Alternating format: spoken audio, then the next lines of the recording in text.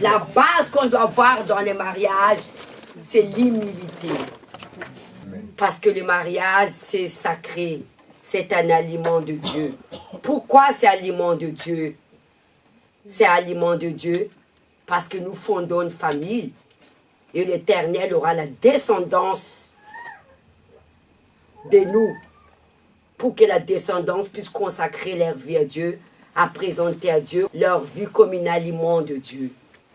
Amen. Amen. Aujourd'hui, c'est grâce à mariage que je suis là. J'ai donné ma vie à Dieu comme un aliment de Dieu. L'humilité, c'est la fondation du bonheur de tout le domaine de nos vies. Soit dans le travail, soit au sein de nos familles, soit dans nos vies spirituelles. Pour hériter la vie éternelle, nous devrons avoir grande humilité pour soumettre à la parole de Dieu. L'origine des échecs et des souffrances vient de l'orgueil. C'est les saletés de Satan, impureté de Satan. Si vous voulez avoir la vie éternelle, c'est pourquoi Dieu a dit, cherchez d'abord mon royaume et ma justice, toute chose sera donnée. Parce que lui qui cherche la justice de Dieu, il cherche la gloire de Dieu. Et celui qui cherche la gloire de Dieu, elle précède l'humilité. Et l'humilité précède la gloire. Sinon, la gloire de Dieu ne va pas manifester dans notre vie si nous n'avons pas l'humilité. Personne parfait. Dieu, il ne nous demande pas qu'on soit parfait. La perfection, c'est de soumettre à la parole de Dieu. Parce que ce qui fait de l'homme parfait, c'est son défaut. Vous attendez? Nous sommes tous créés par l'image de Dieu, mais nous sommes différents. Moi, je ne peux pas être comme vous. Vous ne pouvez pas être comme moi. Mais ce qui fait de nous dans la perfection, quand nous soumettons à la volonté de Dieu. Beaucoup de gens ont eu des échecs dans la vie sentimentale, la famille détruite, dans la vie professionnelle, manque de l'humilité. Ça fait partie de la bonté de l'Éternel. Proverbe 3, s'il vous plaît, 3 jusqu'au 4. La bonté, ça correspond à la patience, à la douceur, à le respect, à la bienveillance, à la maîtrise de soi. Tout ça fait partie de la bonté. Qu'est-ce que dit 3? Que la bonté et la fidélité n'abandonnent pas. Lié dans ton cou, ça veut dire, si tu n'as pas ça, lié dans ton cou, tu ne peux pas avancer, réussir si tu n'as pas ça. Lié dans ton cou.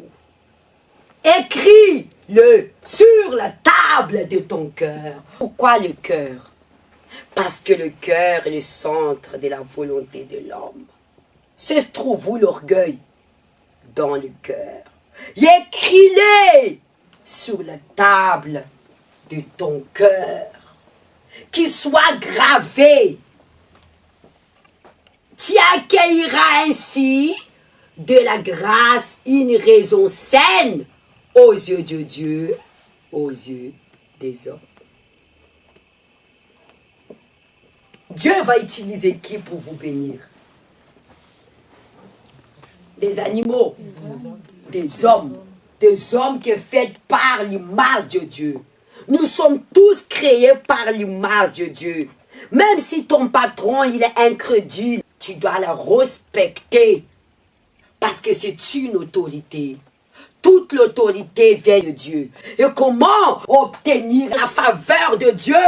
Tu ne reconnais pas l'autorité de Dieu. Comment tu vas obtenir la faveur de l'Éternel? Toute l'autorité établie par Dieu. Imaginez si les pays n'avaient pas d'autorité. L'ennemi, il va rentrer, il va nous détruire. Toute l'autorité existe, vient de Dieu.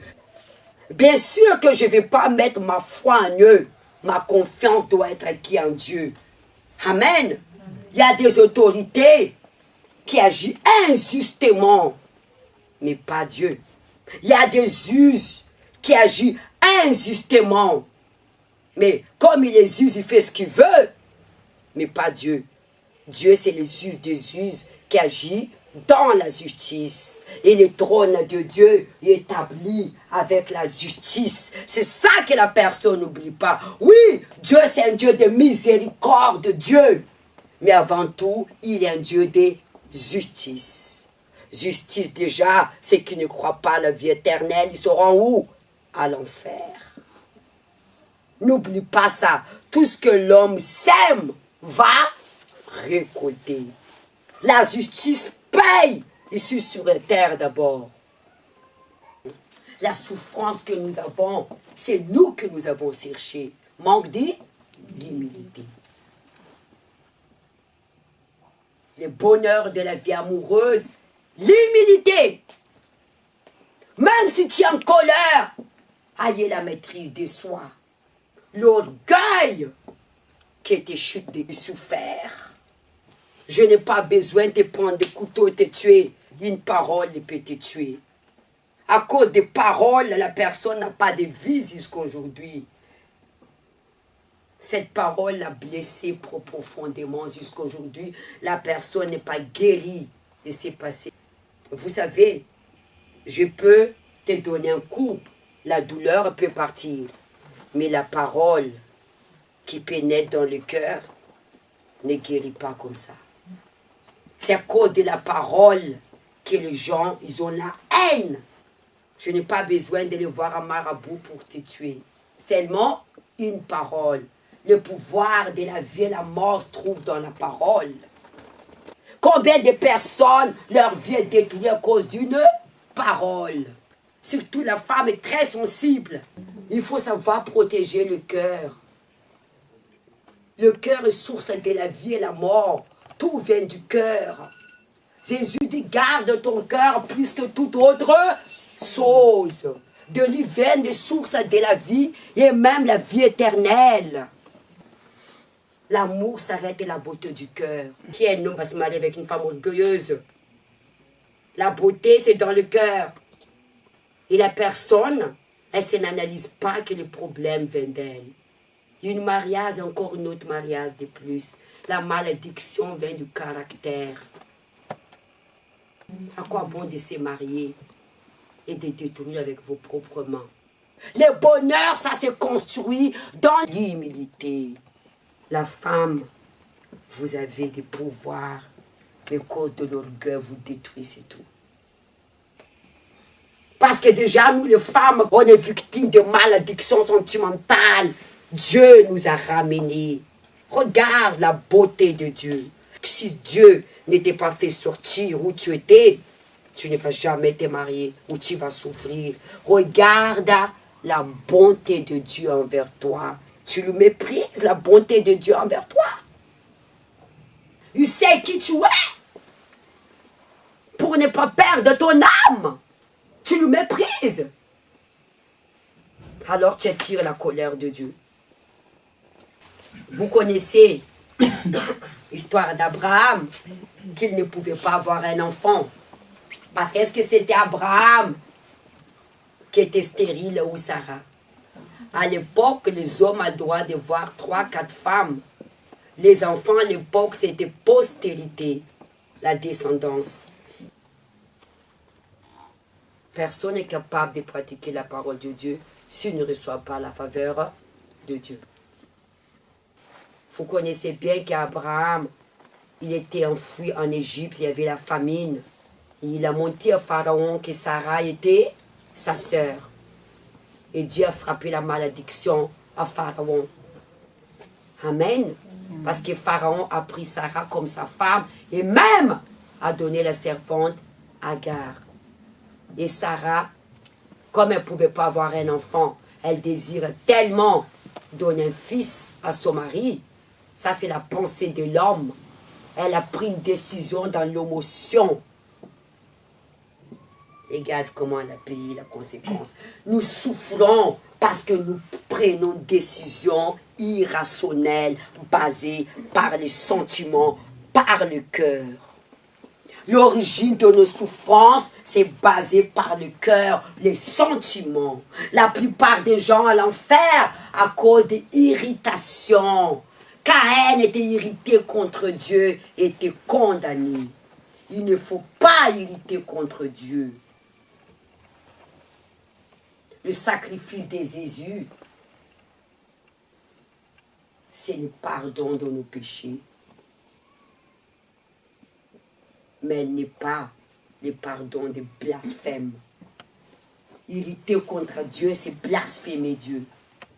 Il y a des gens qui ne reçoivent jamais la paix dans le cœur. Si Dieu n'a pas miséricorde de vous, vous ne recevrez pas la paix. Si vous voulez recevoir la faveur de Dieu, l'humilité. De temps en temps, offrez une offrande d'action de grâce. C'est pourquoi les gens à l'époque prospéraient beaucoup. Nous, on ouvre action de grâce, toujours demander. Ouvre l'action d'offrande de grâce. Remercie Dieu pour tout ce qu'il a fait. Remercie le souffle de vie. Ouvre le fond de grâce parce que combien de fois nous péchons dans la journée. De mes pardons. Job offrait l'offrande à ses enfants parce qu'il disait qu'il craignait que ses enfants péchaient contre Dieu. Genèse 21. Ils disent, Sarah, elle dit à Abraham, ça, cette servante et son fils, car le fils de cette servante n'hérite pas avec mon fils, avec Isaac. Chasse, elle a dit. Mais qui a mené la malédiction? Sarah. La malédiction vient de l'émotion, des sentiments. Les tentations viennent d'où? Les plaisirs de l'homme. Les plaisirs de l'homme, c'est les sentiments. Les péchés qui nous font rentrer la malédiction. C'est Sarah, à cause des doutes. La malédiction vient des doutes. Et la personne qui est dans les doutes, elle prend une décision dans l'émotion. La personne qui est dans la foi, elle ne prend pas une décision par l'émotion, elle dépend de Dieu. Elle va douter la parole de Dieu, a pris une décision de désobéir Dieu par l'émotion, par les désirs de sa chair. Sarah a douté la promesse de Dieu. Elle a pris une décision basée par l'émotion en disant à Abraham, va coucher avec ma servante. La malédiction rentre là. La malédiction rentre par la décision basée par l'émotion. Quelqu'un qui prend une décision dans précipitation, elle n'est pas dans la foi.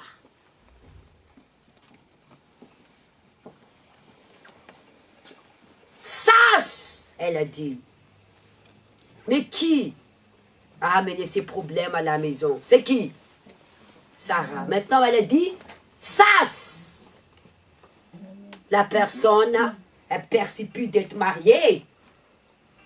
Au lieu d'attendre le temps de Dieu, maintenant elle veut divorcer. C'est exactement ça. Je vais me divorcer avec toi. Parce que tu n'as pas su attendre le temps de Dieu. C'est ce que Sarah a fait. Elle n'a pas su attendre le temps de Dieu. Va faire une intimité avec Agar. Maintenant, qu'est-ce qu'elle a dit? Sache devant moi. La personne, elle fait tout pour que cet homme tombe amoureuse d'elle. Elle charme. Maintenant, l'homme est tombé amoureux d'elle. Il ne veut plus de toi. Elle était dans l'émotion. Et maintenant, l'homme est dans sa main. Qu'est-ce qu'elle veut? Je ne veux plus de toi. C'est lui qui à la foi dépend de Dieu. Par l'émotion, la personne elle veut servir Dieu. N'a pas pu attendre le temps de Dieu. Maintenant, servir Dieu, ça devient un fardeau. Même amener Père de son salut. Il faut voir la patience. Il faut voir la patience. Chaque chose a son temps. Pourquoi une femme enceinte? Pourquoi l'enfant doit renaître 9 mois? Dieu sait pourquoi. Parce qu'elle attendait la formation de l'enfant. La vie se trouve en vous. Si vous n'êtes pas établi, vous allez détruire les mariages. Combien de personnes, ils ont pris une décision par l'émotion qu'aujourd'hui regrettent. Pourquoi la personne est précipitée par l'émotion? C'est sa chair. La chair, elle ne réfléchit pas. Elle ne voit pas la conséquence. Elle ne voit que là, satisfaire à sa chair. Mais elle ne voit pas demain. Sois patiente. Ismaël, ce n'était pas la volonté de Dieu, c'est la volonté de Sarah. Mais Dieu a permis. 11. Cette parole-là, des plus forts aux yeux d'Abraham à cause de son fils. Ça ne plaît pas à qui? Abraham. C'est dur ces messages. Sache, mon propre fils, et c'est toi qui m'as demandé de coucher avec ta servante. Tu veux me faire partir de mon fils.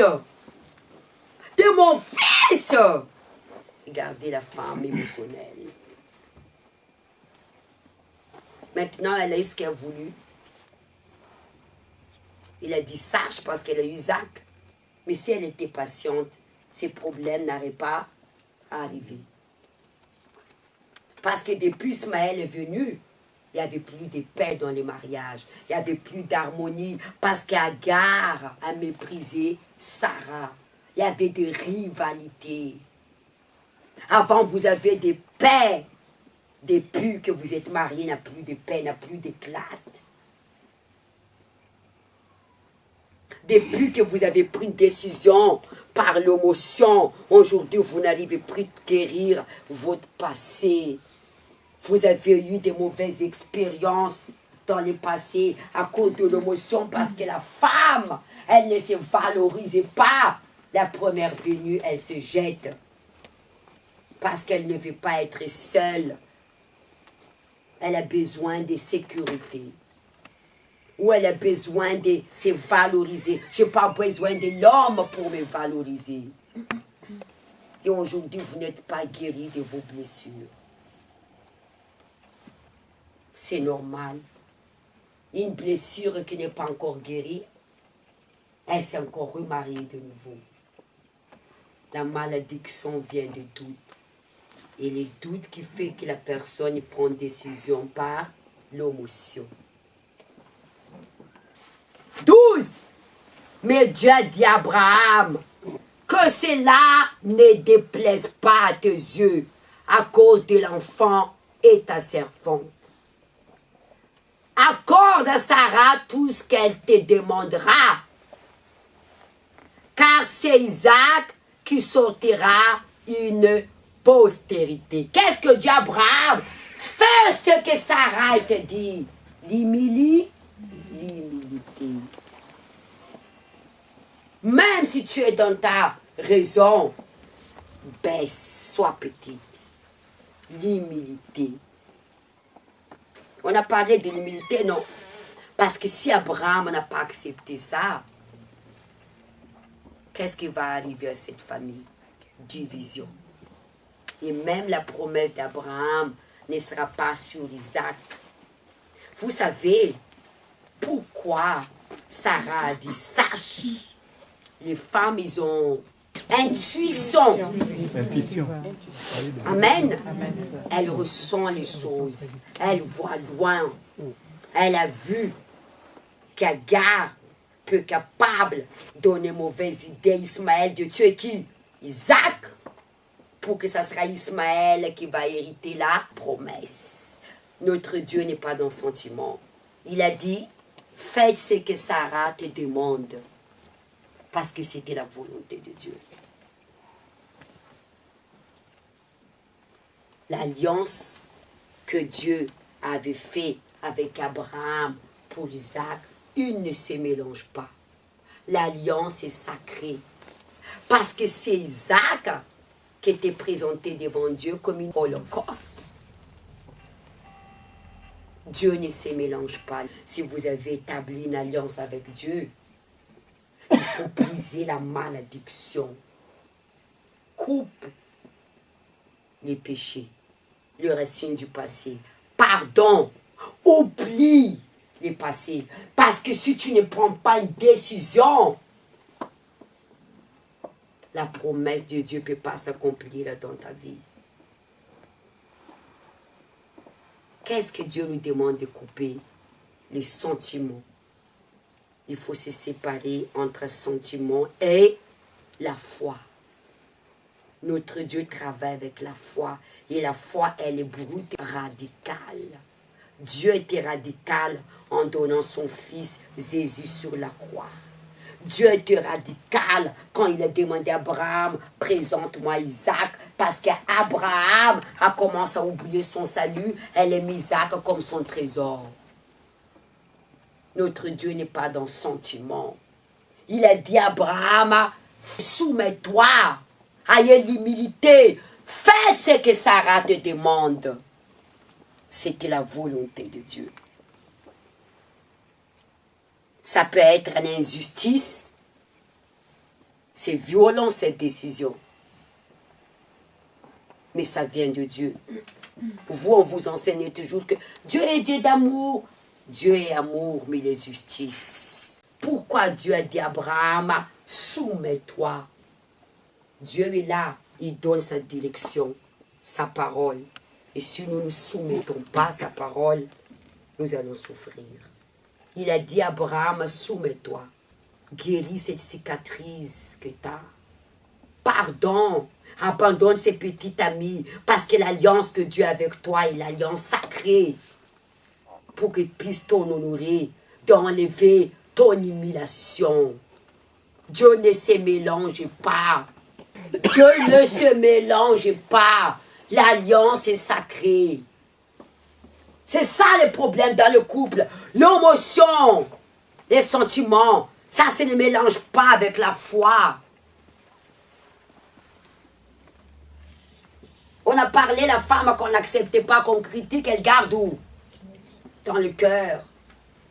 C'est ça ce qui fait souffrir l'homme. Il n'y a pas d'émotion. Mais Dieu dit à Abraham que cela ne te déplaise pas à tes yeux à cause de l'enfant et de la servante. Accorde à Sarah tout ce qu'elle te demandera, car c'est Isaac qui sortira une postérité qui sera propre. Dieu ne peut pas établir une alliance avec une malédiction. Ismaël était malédiction, vient de pécher. Comment ça, Ismaël? Il va prendre la promesse de Dieu qui va hériter la place d'Isaac. Parce que c'était le plan du diable. Couper les sentiments. Couper les sentiments. La foi, c'est radical. Dieu ne se mélange pas. Vous voulez que Dieu vous bénisse? Mais vous n'abandonnez pas les petits amis, les petits copains. Mais vous continuez les choses malsaines devant Dieu. L'alliance que Dieu nous avons avec nous, c'est une alliance sainte et sacrée. Je ferai aussi une nation du fils de ta servante qui est la postérité. Beaucoup, au cause de ce sentiment, ils ont perdu les plus grands précieux qui existent dans notre vie, le salut de notre âme. Si Abraham ne soumet pas à Sarah, Abraham même, elle ne sera pas devenue le père des multitudes. Il a donné Isaac, mais il est devenu les multitudes. Ici, il est sorti de qui? D'Isaac. Il est sorti d'Isaac.